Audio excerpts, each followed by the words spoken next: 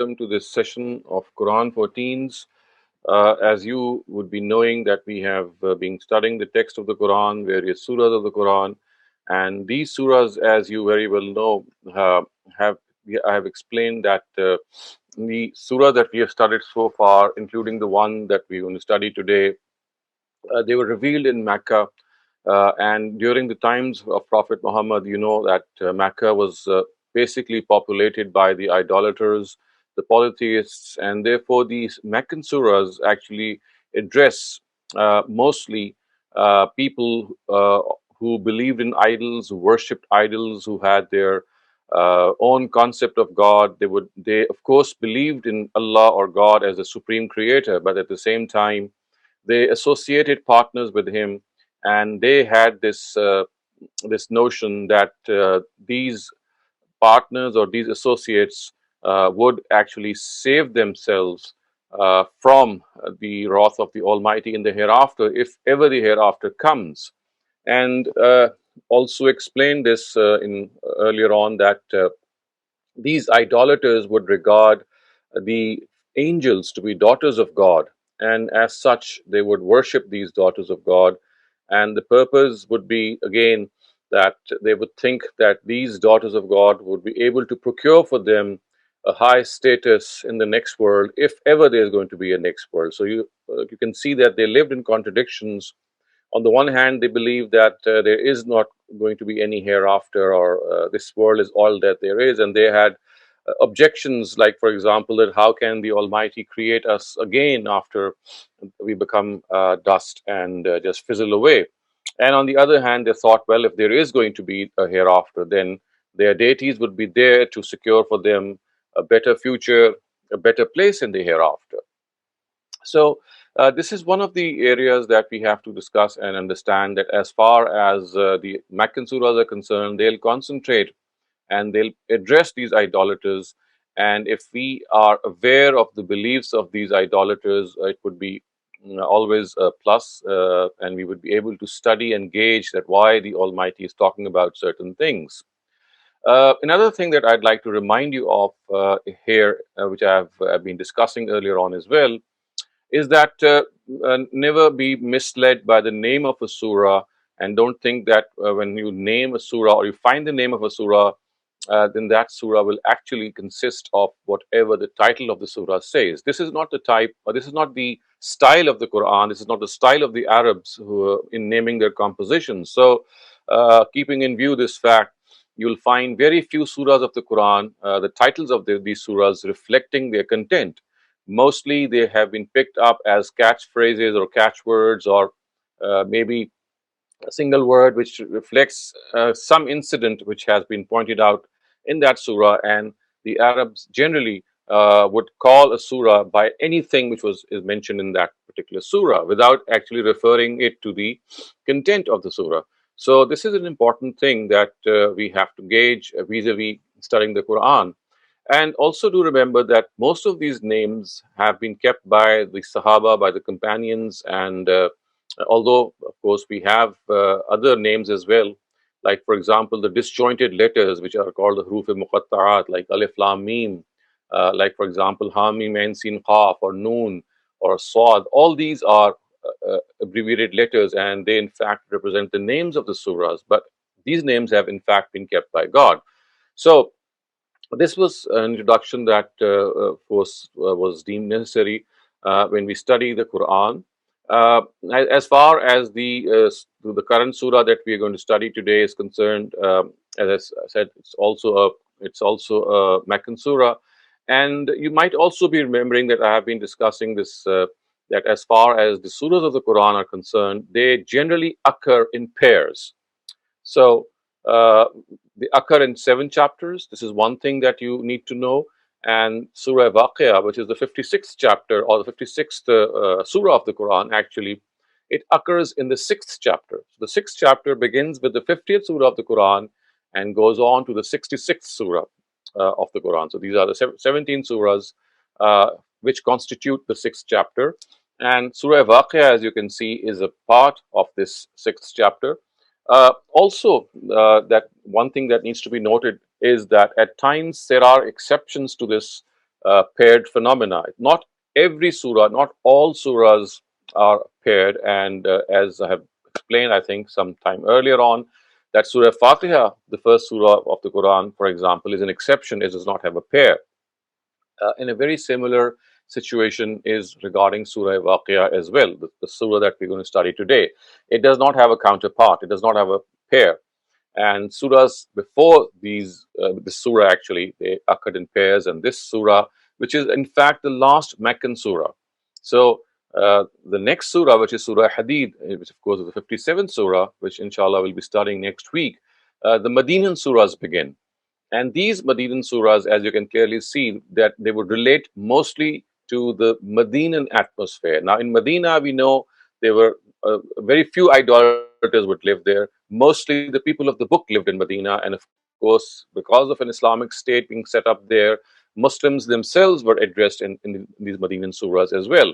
So you can clearly see how the Quran actually proceeds in various chapters. One small thing again that I'd like to remind you here is that in each chapter, the Meccan surahs always precede the Medinan surahs. So for example, in this chapter, which we are studying, which is the 6th chapter, we find Surah Qaf, which is the 50th surah, starting off this chapter. And until 56, which is today's surah, Surah Wāqi'ah, we have these 7 surahs, which are Meccan surahs. They all occur in a sequence, they all occur in one line. And remember, in each chapter, the Medinan surahs will always come after the Meccan surahs. So it's like a Meccan block of surahs with which each chapter begins. And after that, we have a Medinan block of surahs with which each chapter ends. So, if you have this background in mind, you'll find the surah that we're going to study today making a lot more sense and making a lot more relevance to how we are going to study the Quran, as well as the fact that how is the sequence of its topics is going to proceed. So, let me share my screen with you vis-a-vis the text of the surah, and as shall be the case, that inshallah we'll read through the text and of course try to explain the translation. So the opening paragraph reads, Bismillahir Rahmanir Rahim, Iza waqa'atil waqi'a laysa li waqa'atiha kaziba khafizatur rafi'a إذا رجت الأرض رجا وبست الجبال بسا فكانت هباء منبثا وكنتم أزواجا ثلاثا. Assalamu alaikum. Ali, can I request you to read the translation for us? They should remember the day when that which is to happen shall happen. The There is absolutely no falsehood in its happening. It is one which relegates and evaluates on the day when the earth will be totally rattled, and the mountains will be totally crushed to pieces, such that they will become dispersed dust. And on that day, you'll be divided into 3 groups. Thank you, Ali, for reading this out. Just one small correction. The word is elevates and not evaluate. So you can see in this first paragraph, actually, it's like the day of judgment being portrayed, as if the hereafter has arrived. And as soon as it arrives, there are certain events that are going to happen. And before the hereafter or the next world is going to actually take place or come into existence, the previous world will be destroyed. And therefore, you have this whole picture in which the earth is totally destroyed, it's totally rattled, and mountains are crushed to pieces and dispersed into dust. So it's like telling us that the previous world is going to be destroyed and a new world is going to come into existence. And as soon as this new world is going to come into existence, look what the Quran says. It says that mankind will be divided into 3 groups. Wakuntum azwajan salasa. And now the succeeding verses are actually going to explain how these 3 groups will come about, and what are the characteristics of these 3 groups, and what is the fate of these 3 books. So and one thing that you can note from here is that Al-Wāqi'ah is actually, in the English language, you can translate it as the incident.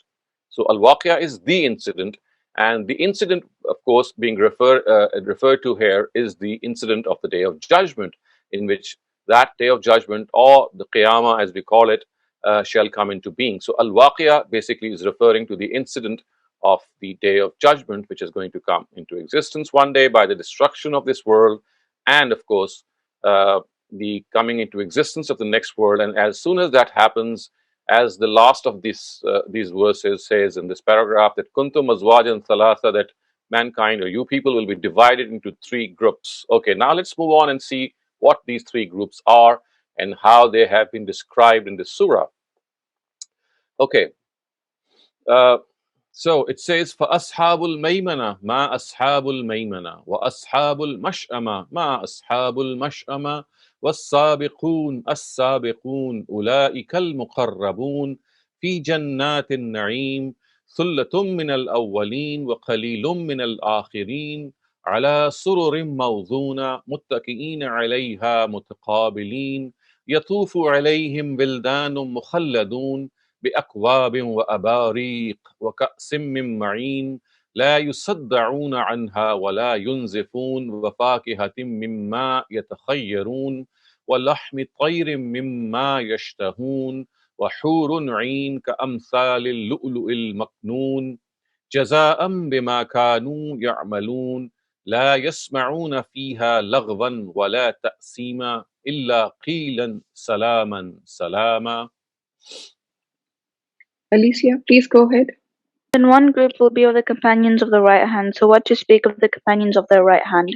The second group will be the companions of the left hand. So what humiliation will befall the companions of the left hand, when the foremost are in fact the foremost? It is they who will be the favored ones, living in orchards of delight. Many of them will be from the earlier generations, and a few from the later ones. They will recline on jeweled couches face to face.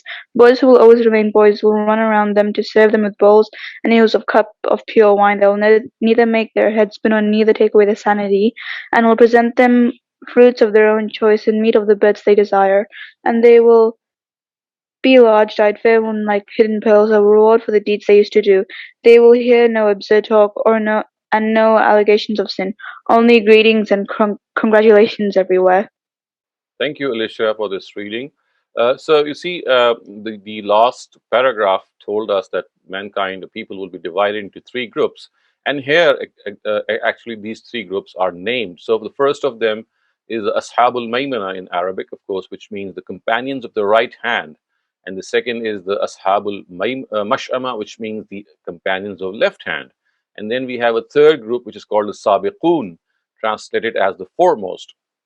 Okay, as far as this term is concerned, that these are the companions of the right hand, this is just a portrayal of the fact that the companions of the right hand will be people who will actually go to paradise, and the reason is that they had been successful and their good deeds they outnumbered their bad deeds, and they shall be handed over their accounts in their right hands. So your right hand will receive your account. So all those people who receive their account, the record of their deeds in their right hands, are called the companions of the right hands, and they will be the ones who will be sent to paradise. And then we have the second group, which are the companions of the left hand.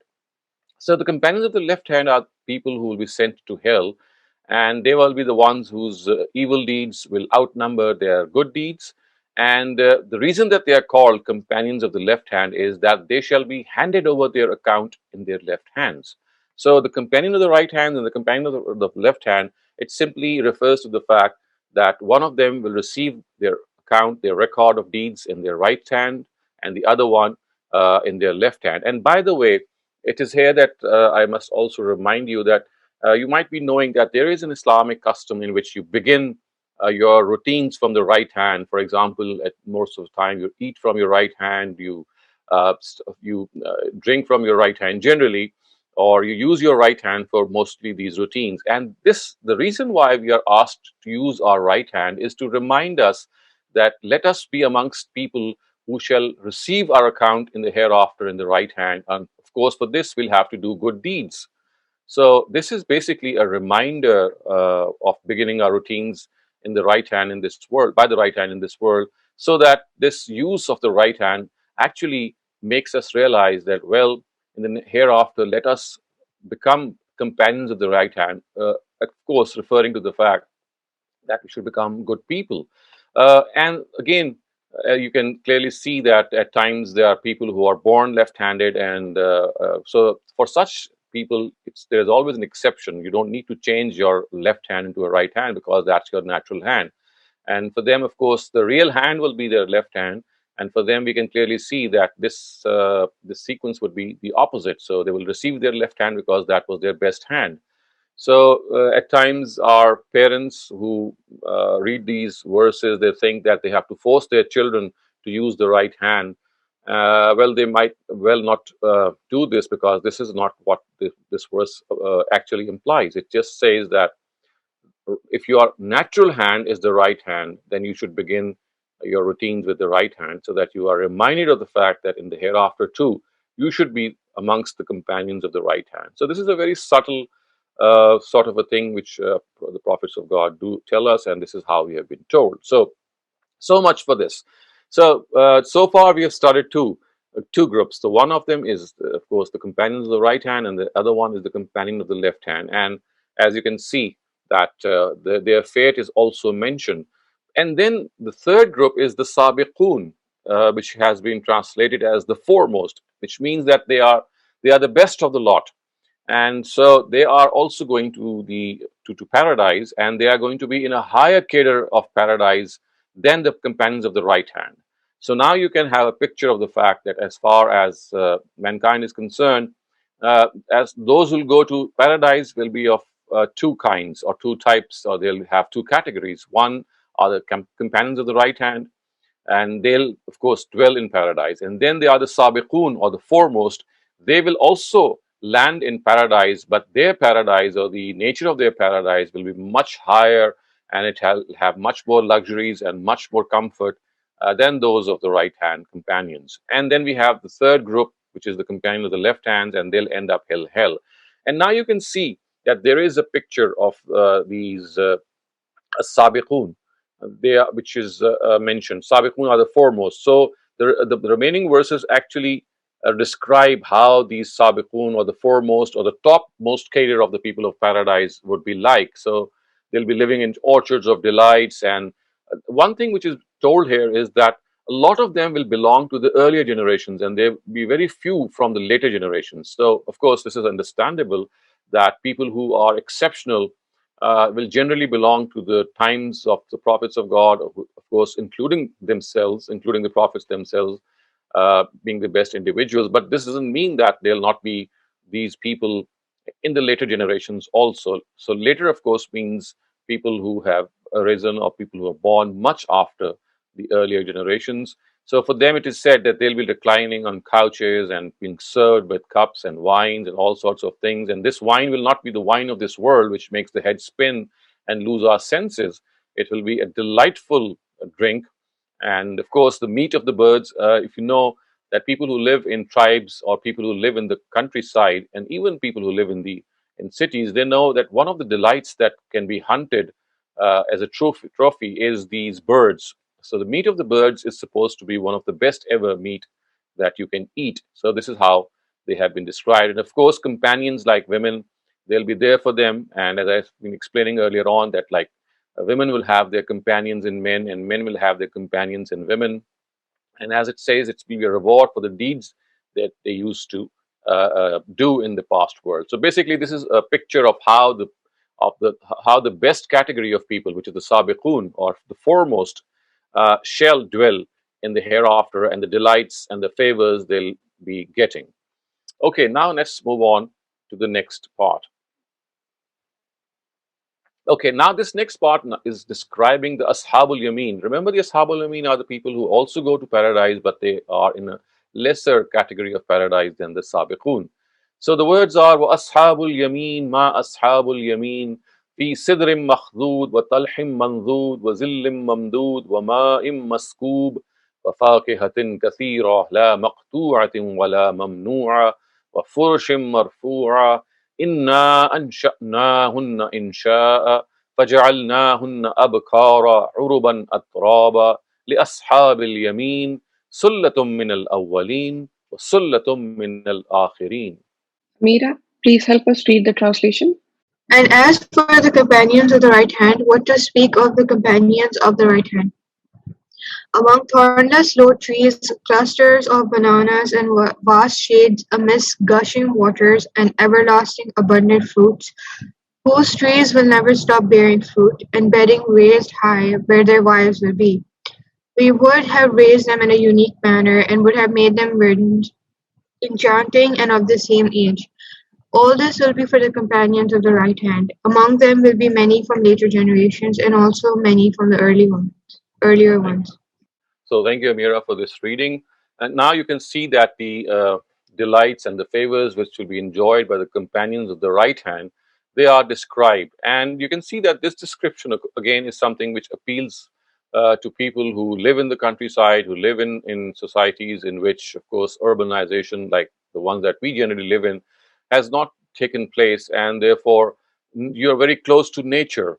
And when it is said that you'll find clusters of various fruits and you'll find shades in amongst trees and fountains and gushing waters and trees who will always bear fruit and of course have women as companions and wives and who will be untouched and they'll be of the same age. Enchanting would, of course, referring to the fact that they would have a very harmonious and a very congruous relationship with each other. They'll be very close.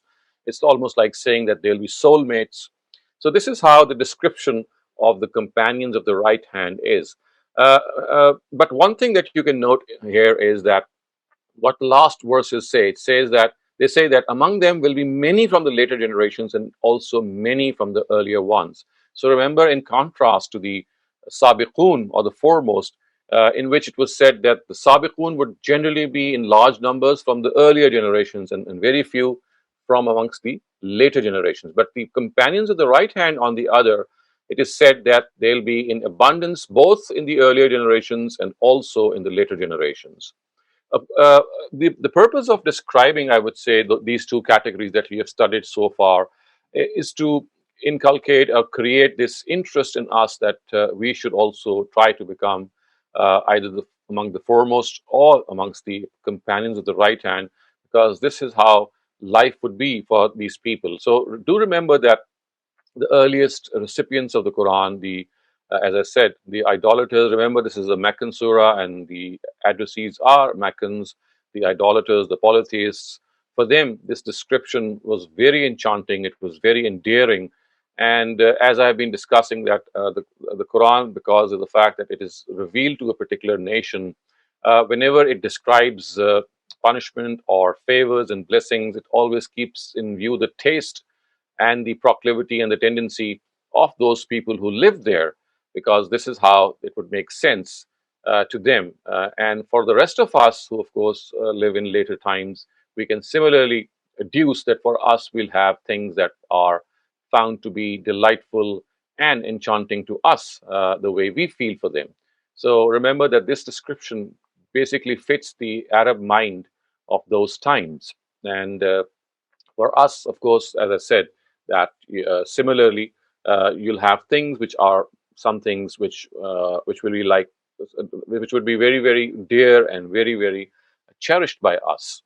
Okay, now let's move to the third category. So we've studied two categories, the Sabiqun and the Ashabul Yamin, and how there comes the third category.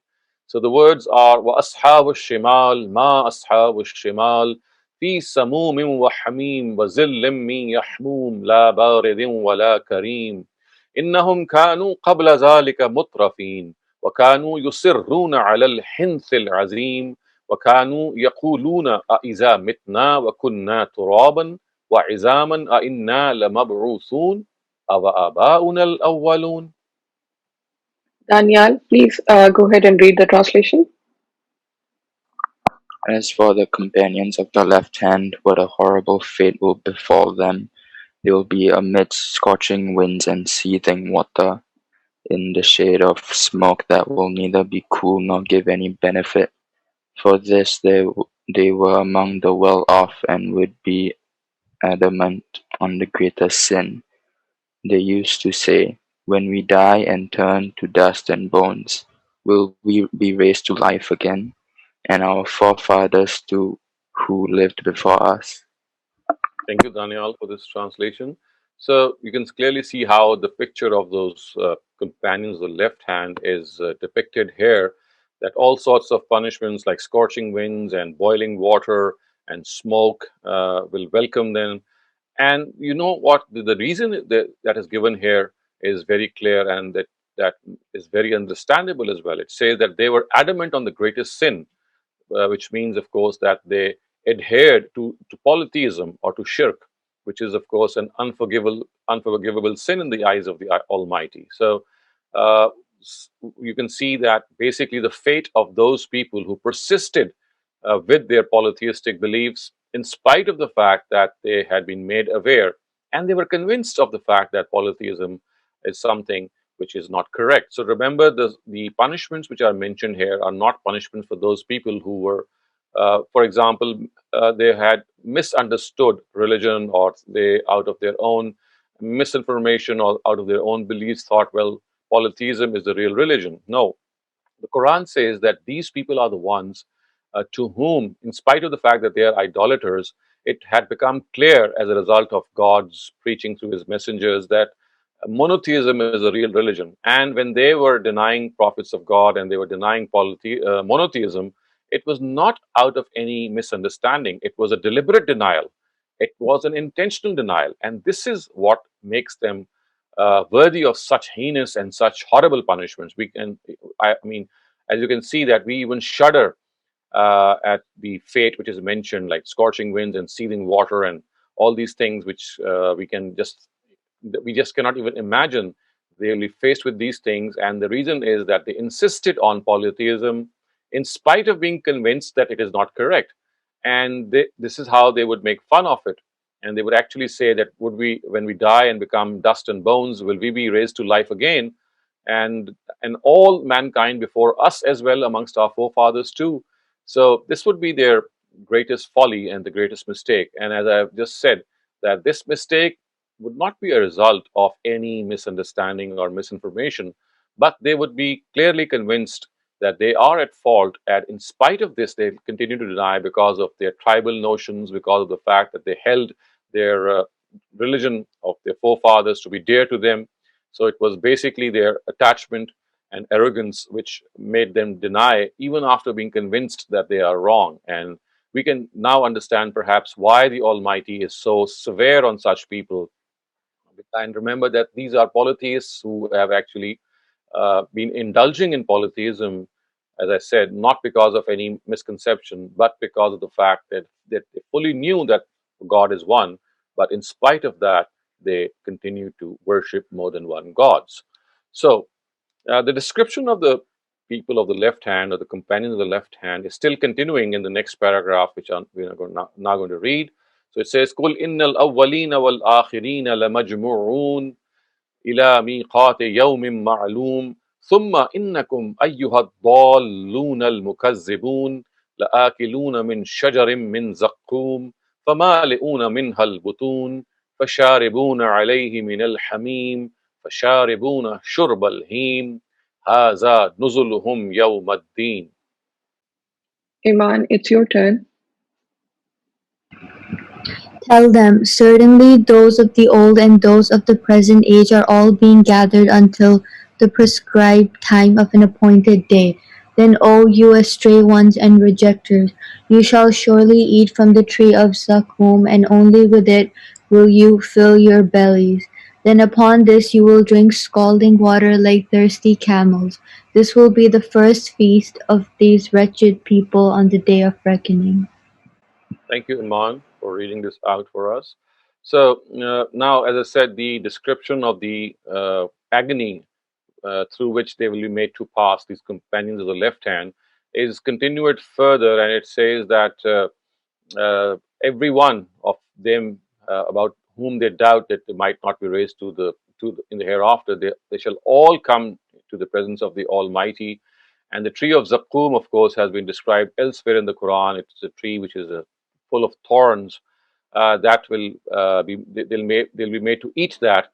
And scalding water, of course, refers to extremely hot and boiling water, and they'll have only hot water and boiling water to drink there.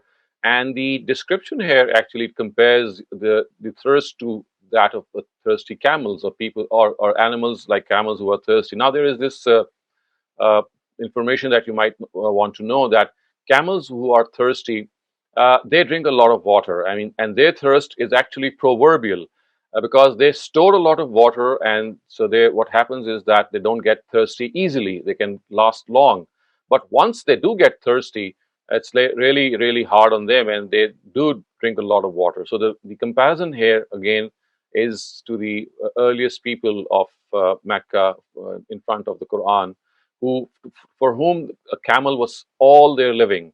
So they knew very well what a camel was. So precisely for this reason, you have a camel being mentioned here and being told that just as your camels, when they are thirsty, they just keep on drinking water. The same will be your condition in the hereafter. But the only thing is that you'll not get that cold water to drink. You'll get hot, seething, boiling water to drink, and you'll be left with no choice. On the one hand, you are so thirsty, and on the other hand, the only thing available is seething water. And as the Quran says at another place, that this will be their condition, and as a result of which they'll neither die nor live. This will be really a harrowing experience for them. And now the Quran also says that this will be their first feast. And this is sort of a sarcasm, which the Quran says that the first thing with which they will be greeted will be the tree of Zaqqum, which is a thorny tree or a thorny bush and seething water. And this will be the first welcoming food that they will be given as soon as they arrive. Of course, signaling to the fact that if this is the first food or their welcoming food, they can only imagine what they're going to eat and drink later on. So just a rehearsal and just showcasing what they will be actually eating and drinking later on. Okay, now the description of the three groups ends here in the surah, and now we are going to enter into a new topic from the surah, which actually proceeds from this previous topic. Remember, until now we have covered 56 verses, and in these 56 verses actually describe how these three categories will be living in the day on the day of judgment in their respective abodes. And now the Quran argues in favor of the day of judgment. It says, well, I have already described to you what will happen on that day, but you still don't believe that that day is going to arrive. So what happens is, as is the case, that Quran generally then starts offering reasoning that why and how that day of judgment will come into being. So the first part of the surah is as if the day of judgment has already happened. And then it is said, well, if you don't believe that this is going to happen and people are going to be divided into these three categories, let me explain to you that why and how this day of judgment will come about. And this is how the surah is now going to proceed, arguing in favor and possibility of the day of judgment, which of course the Arabs said they didn't believe in, because they thought that if they die and become dust, how can they be raised again? And the Almighty is now making a point, well, yes, you can be raised again. And for this, we have to read the next part, which says, نحن خلقناكم فلولا تصدقون أفرأيتم ما تمنون أأنتم تخلقونه أم نحن الخالقون نحن قدرنا بينكم الموت وما نحن بمسبوقين على أن نبدل أمثالكم وننشئكم فيما لا تعلمون ولقد علمتم النشأة الأولى فلولا تذكرون. Fatma Hussein, please go ahead. We have created you, so why do you not test it? So why do not you testify to the day of judgment? And have you ever pondered in this sperm you discharge? What is made from it? Do you make it, or we have ordained death among you, and we are not helpless. In fact, we have the full power to replace you with those like you and raise you in a world you know not. You do not know of your first question, why then do you not receive a reminder?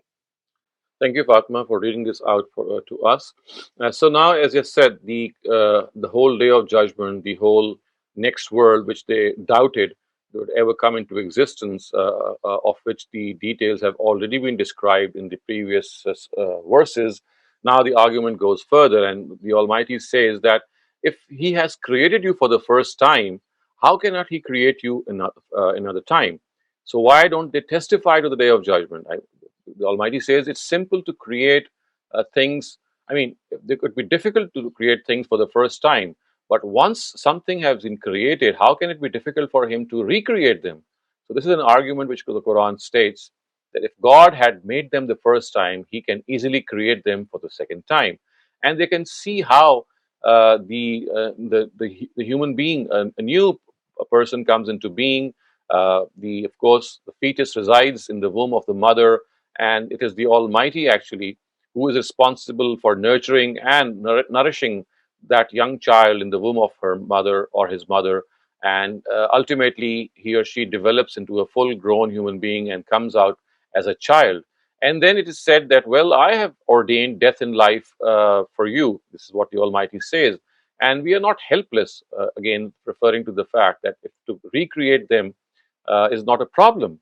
And the Almighty says that we have full power to replace you with those like you and raise you in a world you know not, referring to the fact that if they become dust and bones, the Almighty can recreate that physical form and structure. It's not a problem for Him. So, therefore, if they just need to find a proof, they can just look at their own bodies.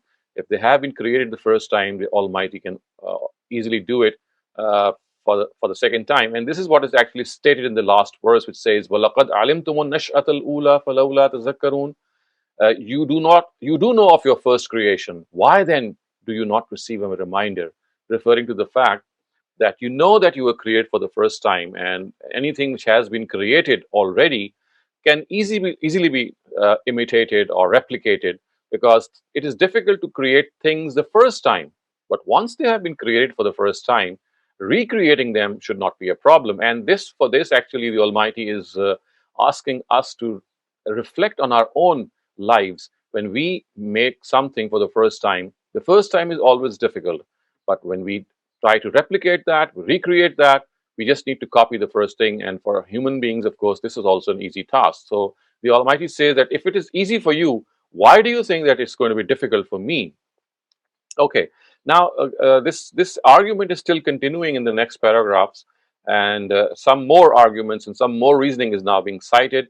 And the words are: أَفَرَأَيْتُم مَّا تَحْرُثُونَ أَأَنْتُمْ تَزْرَعُونَهُ أَمْ نَحْنُ الزَّارِعُونَ لَوْ نَشَاءُ لَجَعَلْنَاهُ حُطَامًا فَظَلْتُمْ تَفَكَّهُونَ إِنَّا لَمُغْرَمُونَ بَلْ نَحْنُ مَحْرُومُونَ أَفَرَأَيْتُمُ الْمَاءَ الَّذِي تَشْرَبُونَ أأنتم أنزلتموه من المزن أم نحن المنزلون لو نشاء جعلناه أجاجا فلولا تشكرون. Hassan, it's your turn. Then have you reflected on what you sow? Is it you who make it grow, or we? If we intend, we can crush it into bits, and you would end up bewildered. We have been penalized in the contrary. No, in fact, we have been completely deprived. Then have you ever thought about this water which you drink? Have you brought it down from the clouds, or is it we who sent it down? If we desire, we can turn it totally bitter. So why are you not grateful? Thank you for this reading. As you can see, that the reasoning is continuing in this paragraph, and the Almighty now, as I said, you see the foremost addressees were living in this countryside, and for them, sowing was a very common thing. They would sow the seeds, they would cultivate their land, and they would live on this cultivation. So it is said that, well, you sow these seeds, you might be tilling the soil, you might be providing it with manure and water, but ultimately it is God who makes these things grow. For example, there are so many seeds who don't sprout, and there are so many seeds who just go waste. And if you go deep down, you'll find that in spite of providing all these nourishments, there are some seeds which grow and some don't. So it is basically the Almighty who is responsible for this growth. And this is a way of making them realize that if He can do this, then how is it difficult for Him to recreate?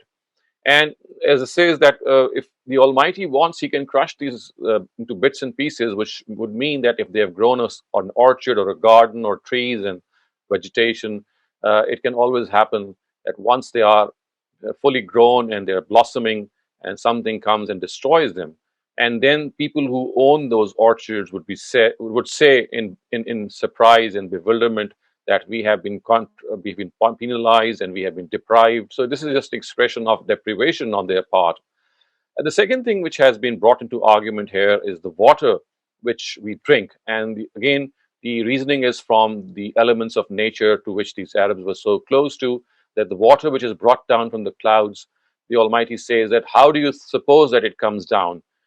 If it comes down and it actually, you use it for the crops and you make them grow by watering your crops, then what if the Almighty stops that water from coming down? And what if He actually makes that water totally bitter, which means that it will be absolutely useless for any of your cultivation?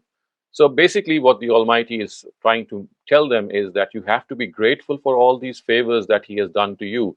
The orchards and the things, of course, they might be sowing the seeds, they might be watering the soil, they might be using the water which comes down in the form of rain.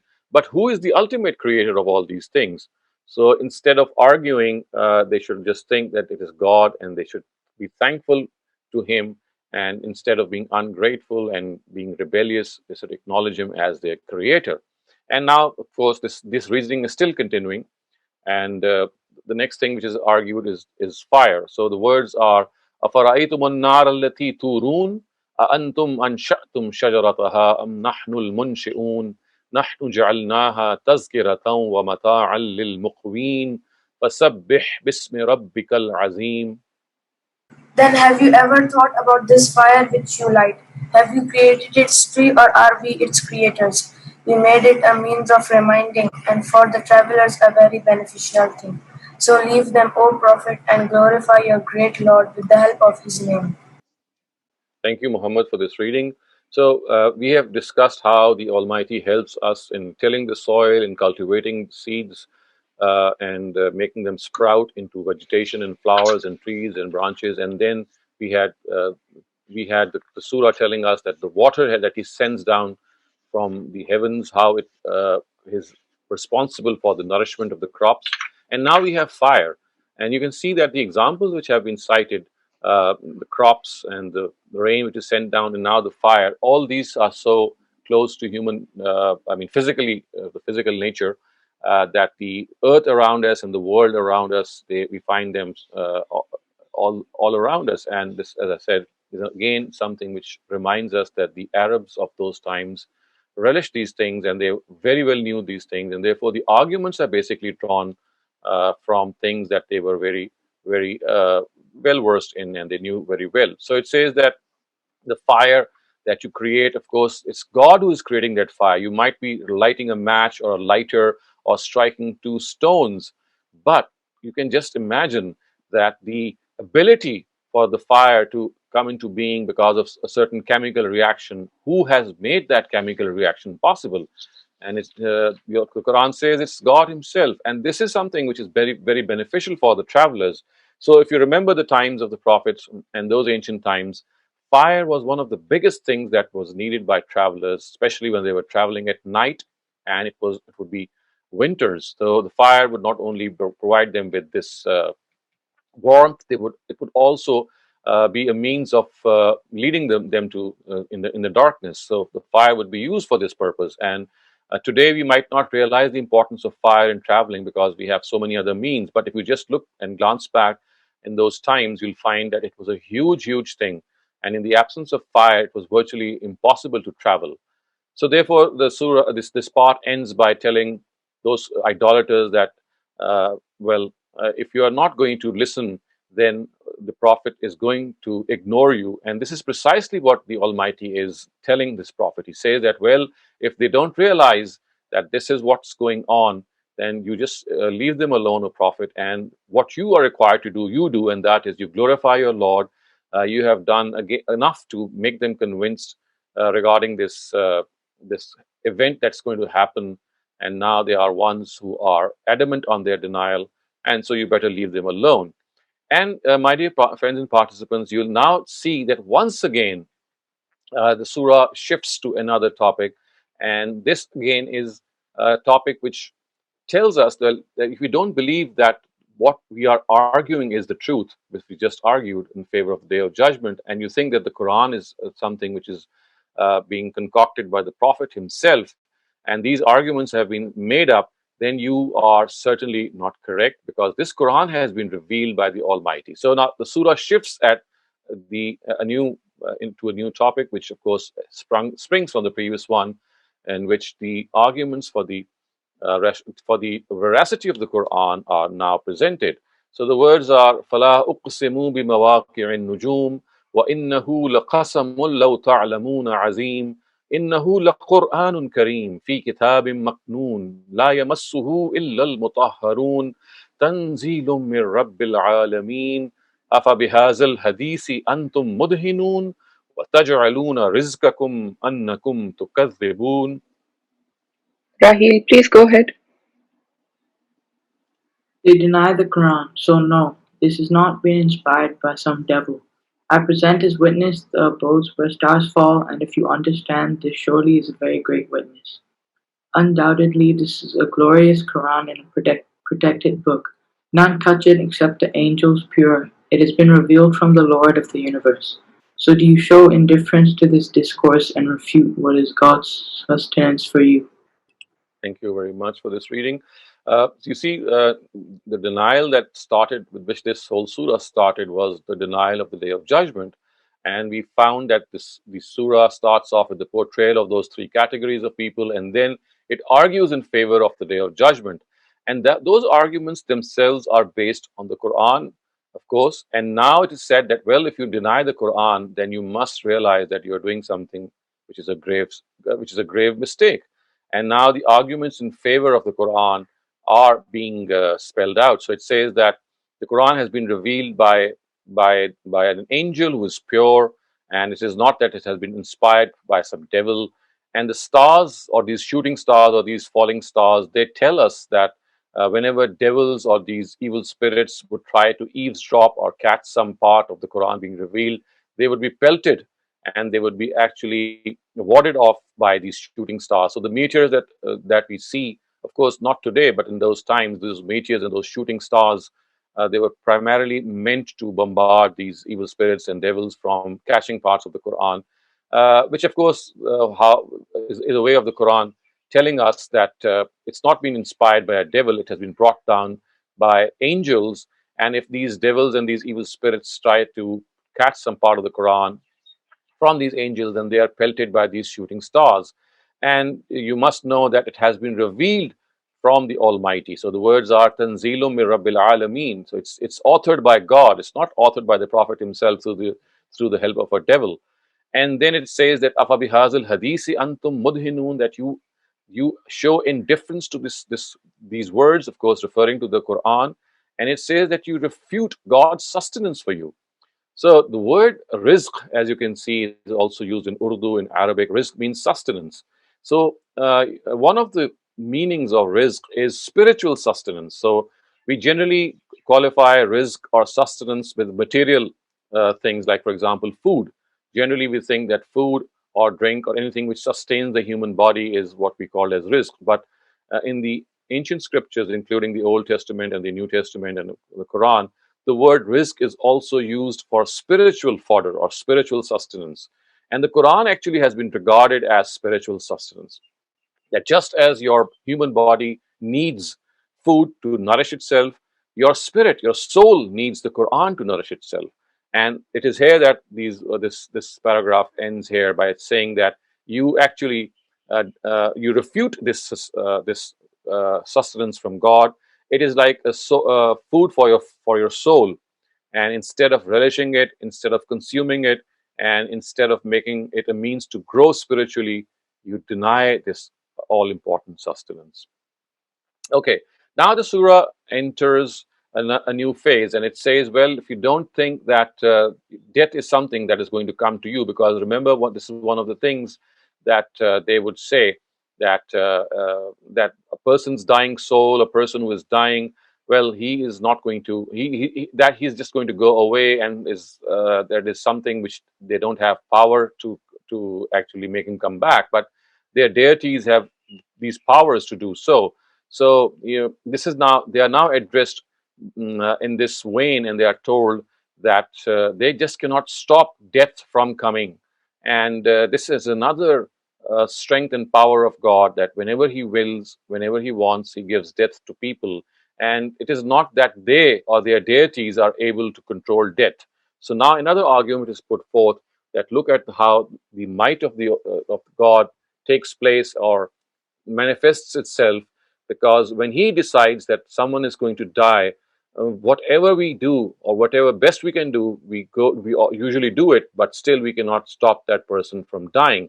So now that dying scene is depicted in this closing part of the surah. It says, فَلَوْلَا إِذَا بَلَغَتِ الْحُلْقُومِ وَأَنْتُمْ حِينَئِذٍ تَنْظُرُونَ وَنَحْنُ أَقْرَبُ إِلَيْهِ مِنْكُمْ وَلَكِنْ لَا تُبْصِرُونَ فَلَوْلَا إِن كُنْتُمْ غَيْرَ مَدِينِينَ تَرْجِعُونَهَا إِن كُنْتُمْ صَادِقِينَ. Raya, please read the translation for us. So if you are subservient to no one, then at the time when a dying person's soul reaches his throat, and at that time you are seeing this, but do not see what we are nearer. Sorry, do not see that we are nearer to him than you. So if you are not subservient, then why do you not restore his departing soul if you are truthful? Okay, thank you, Rayan, for this reading.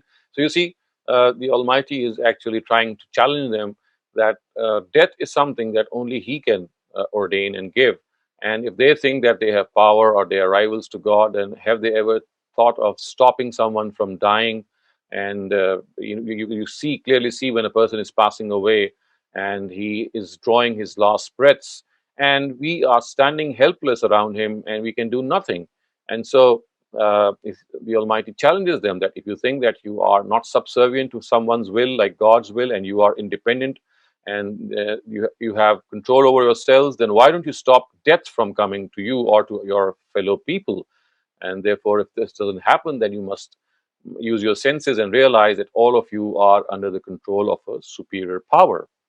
And this, of course, is now we are now drawing towards the close of this surah, and once again you'll find that the surah is has bringing up the same topic with which it had started. Remember, it had started with the mention of the Ashabul Yameen, the Ashabul Shimal, and the Muqarrabeen, or the Sabiqun, which were the three categories.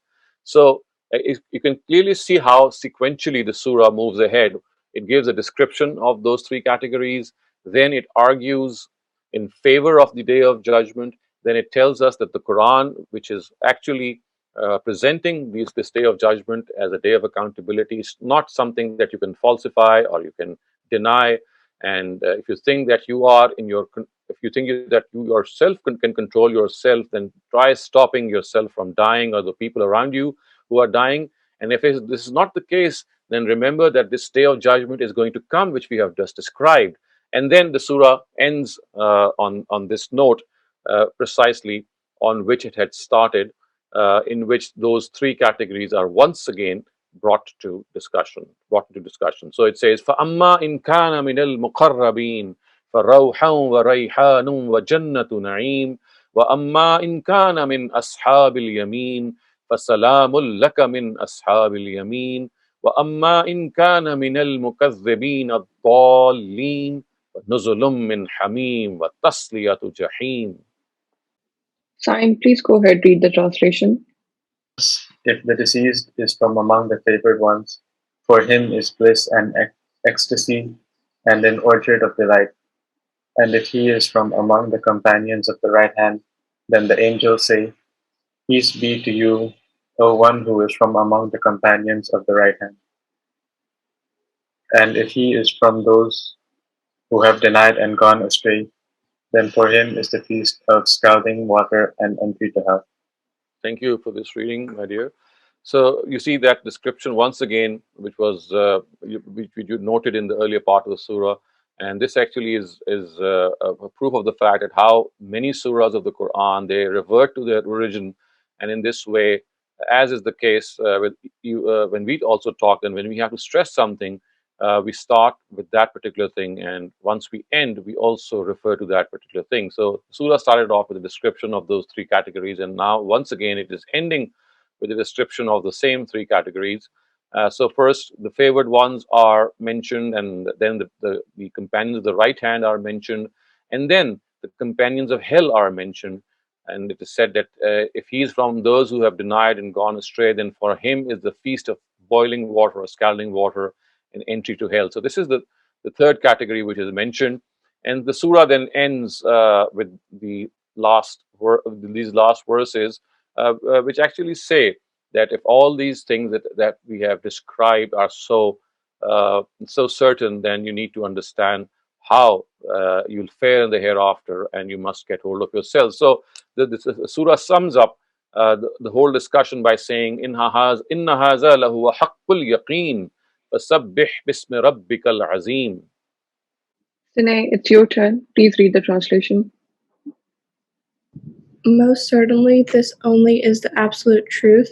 So, O Prophet, leave them and glorify your great Lord with the help of his name. So, thank you, Sine, for this reading.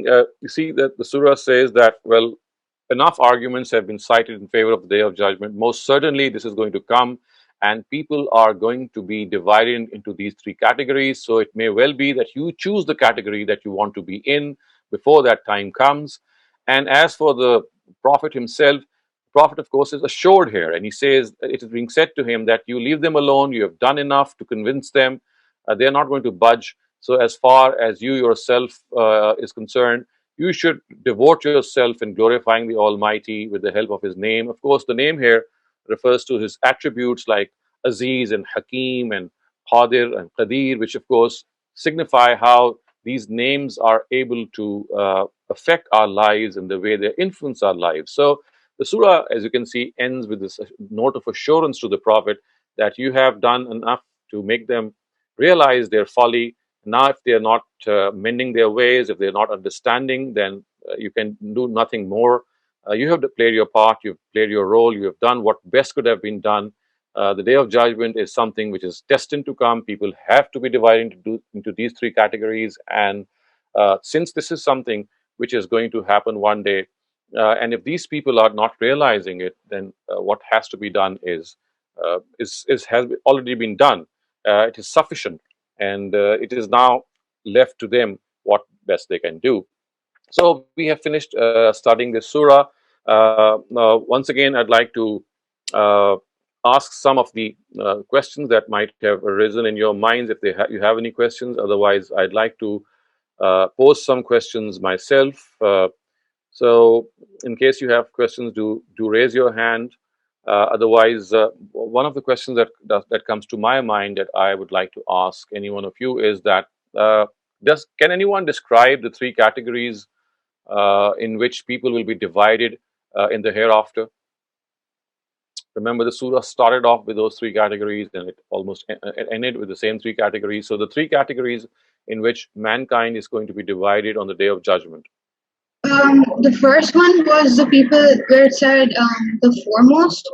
They were extraordinarily good people. They were people who very good throughout their lives. So then they would be rewarded with the most luxuries in heaven. Then after them there was the people, the companions of the right hand.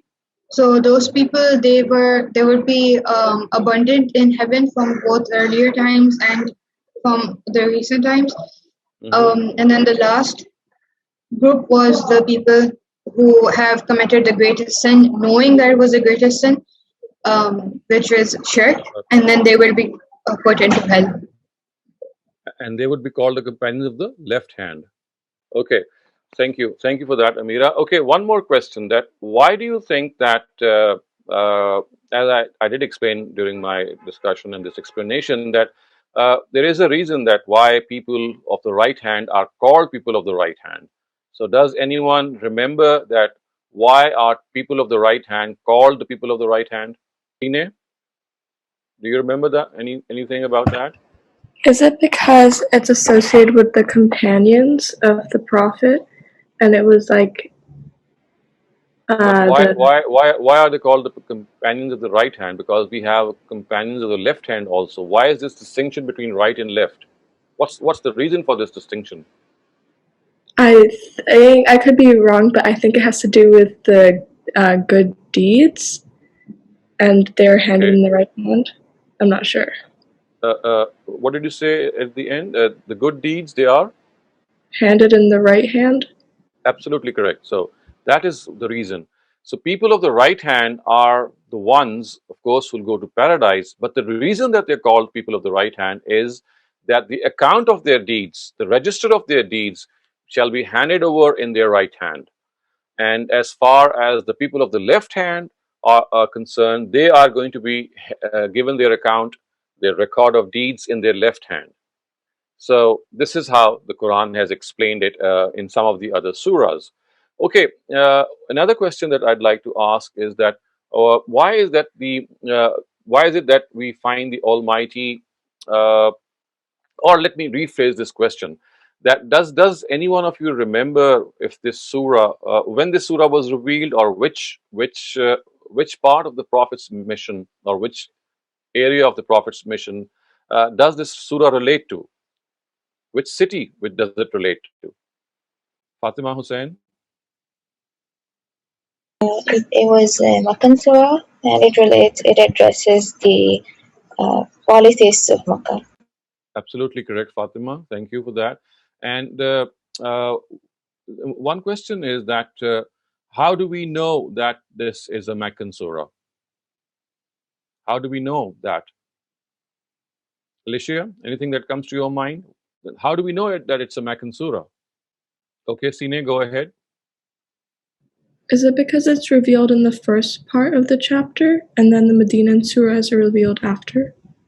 Yes, but that is the chronology of the surah. I mean, how do you know from the content of the surah that it's a Meccan surah? Remember, when you say that the first the chapters begin with the Meccan surah, that's just a statement. That statement has to be based on certain arguments. So, if I say that the first 5 or 4, 6 or 7 surahs, they are Meccan surahs, my assumption or my deduction is based on the content of the surah. So, what do you think points, what content in the surah points us to the fact that it's a Meccan surah? It's something from within the surah that tells us that it's a Meccan surah. Because it addressed the polytheists, and they mostly lived in Mecca. Absolutely correct. So you see, the surah actually addresses the polytheists, and remember that it was the polytheists who would say, "Iza mitna wa kunna turaban wa inna lamab'usun," which is a verse of the surah which says that when we die and become dust, will we be created again? So remember, this was never the belief of the people of the book. They knew that there's going to be a hereafter. They were the followers of the prophets of God, Jesus and Moses. So you see, clearly from within the surah, you get this content, or you gauge this content, which makes you decide whether the surah is Meccan or Medinan. So there is not any external agency which makes you know whether the surah is Meccan or Medinan. It is from the content of the surah. So because of the fact that the idolaters are discussed, and because of the fact that their beliefs are discussed, although the word shirk is not used anywhere in the whole surah, although the word, I mean, some of the blatant beliefs are referred to without actually naming them. But we get to know, well, this is how these idolaters used to believe, and they would say, and one more thing that makes you realize that this is a Meccan surah is that it was the idolaters who said that the Quran was inspired by the devil or the devils, and these devil or these evil spirits, they actually helped the Prophet in authoring this Quran. This was not how the people of the book used to. I mean, they had their own accusations to make, but this was not one of them. So you see, this is something of a important area that whenever you try to locate or determine whether a surah is Meccan or Medinan, it's always from within the content of the surah that you can easily understand. And once you do that, you will be able to realize how the sequence or the address in the Quran is there, and this will make you more understanding and more convinced of the fact that how the Almighty relates certain things in certain surahs. So, okay, the last question that I'd like to ask before we sign off, and that is that uh, uh, there is the phenomena which I explained regarding the surah, in which the topics have been repeated in a certain way. Does any one of you remember what that sequence is?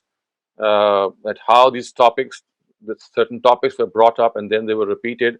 And of course, this does signify the importance of a topic when it is being repeated. But there is a certain sequence in which they were repeated, or a certain format. Does anyone remember that format?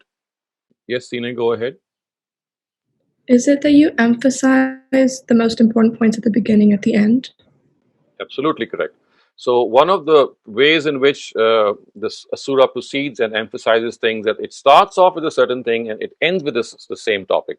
So those three categories were the categories with which the surah began, and precisely on those three categories the surah ended, which of course is something which emphasizes on the one hand, and on the other hand it tells us that how a surah is a meaningful whole. It's not a haphazard collection of verses as some people think. It has a certain sequence, it follows a certain order, it has a certain coherence in it. So just as we at times repeat things which are important, this is the same that we can find in the surah. So thank you very much, my dear friends and participants, for being part of this discussion and this translation of the Quran. Inshallah, we'll be back next week with another surah. I hope you enjoy this week and have a blessed week. And until next Sunday, it is Khuda Hafiz from your teacher.